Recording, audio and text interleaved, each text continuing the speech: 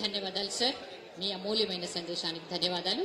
తర్వాత నేను సాదరంగా ఆహ్వానిస్తున్నాను గౌరవ ఎమ్మెల్సీ అంజిరెడ్డి గారిని. మీ అందరి చప్పట్ల మధ్య వారిని నేను సాదరంగా ఆహ్వానిస్తున్నాను.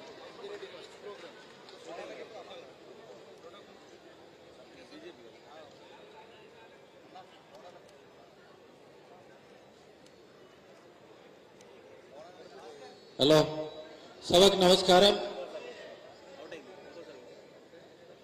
మినిస్టర్ల గారికి మరియు ఎమ్మెల్యేల గారికి, ఎమ్మెల్సీ గారికి, తర్వాత తోటి రైతన్నలకు, పత్రికా మిత్రులందరికీ పేరు పేరున ధన్యవాదాలు తెలియజేస్తా ఉన్నాను. ఇప్పటి వరకు అందరు మాట్లాడడం జరిగింది. దేశంలో రైతన్నలు ఉంటే ప్రపంచంతో మనం పోటీ పడతానో, ప్రొడక్షన్ ఏ విధంగా పెంచాలో బోచారం శ్రీనివాసరెడ్డి గారు చెప్పారు. అదేవిధంగా ఎక్కడైతే కోల్డ్ స్టోరేజ్ లేదో, మార్కెటింగ్ ఎక్కడైతే లేదో మార్కెటింగ్ ఇంప్లిమెంటేషన్ చేసి రైతన్నలు ఆదుకున్నప్పుడే బాగుంటుంది. అదేవిధంగా మొన్నటికి మొన్న నేను సిరిసిల్ల జిల్లాలో ముస్తాబాద్ మండలంలో మంత్రి గారు ముస్తాబాద్ మండలంలో చెట్లు కూడా 17 సంవత్సరాలు ఉన్న చెట్లు కూడా గాలితో పాటు వద్దంగా వాళ్ళు మామిడి తోట అంతా పడిపోయడం జరిగింది.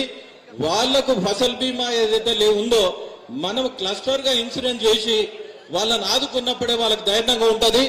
ఏ విధంగా అంటే మనము కారు ఇన్సూరెన్స్ ఏ విధంగా చేస్తారో, పంట ఎవరైతే వేస్తారో ఆ విధంగా ఇన్సూరెన్స్ కల్పించాలని మేము డిమాండ్ చేస్తా ఉన్నా. అది చేస్తే బాగుంటుందని తెలియజేస్తా ఉన్నాను. అదేవిధంగా మార్కెటింగ్ ఏదైతే వీళ్ళు పంట పండించిన తర్వాత ఆ పంటను ఏ విధంగా అమ్ముకోవాలి, ఈజీ మెథడ్ తోని మన ఫెసిలిటీ కల్పించేసి ఈ అవగాహన సదస్సు ప్రతి ఉమ్మడి జిల్లాలో పెట్టేసి వాళ్ళకు అవగాహన చేసినప్పుడే చాలా బాగుంటుందని నేను తెలియజేస్తా ఉన్నాను. అదేవిధంగా ఏదైతే ఇప్పుడు ఒడ్లు ఉన్నాయో, ఈ ఒడ్లు సన్న ఒడ్లు, దొడ్డ ఒడ్లు ఏవైతే ఉన్నాయో వీళ్ళకు ఒక క్లారిటీ ఇచ్చేసి రాబోయే రోజుల్లో ఏ రకంగా వెళ్ళాలి ఆ రకంగా తీసుకుపోతే బాగుంటుంది. అదేవిధంగా కొన్ని కాలువలు ఏదైతే 80% ఉన్నాయో 20%, 30% ఎక్కడైతే ఉన్నాయో నీరు అందేలాగా మన ప్రపోజల్ చేసి బాగుంటది.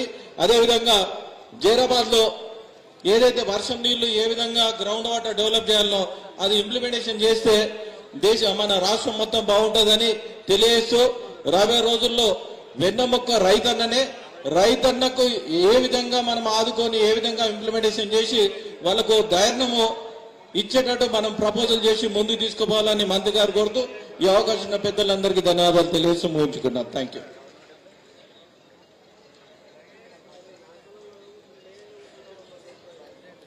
ధన్యవాదాలు సార్.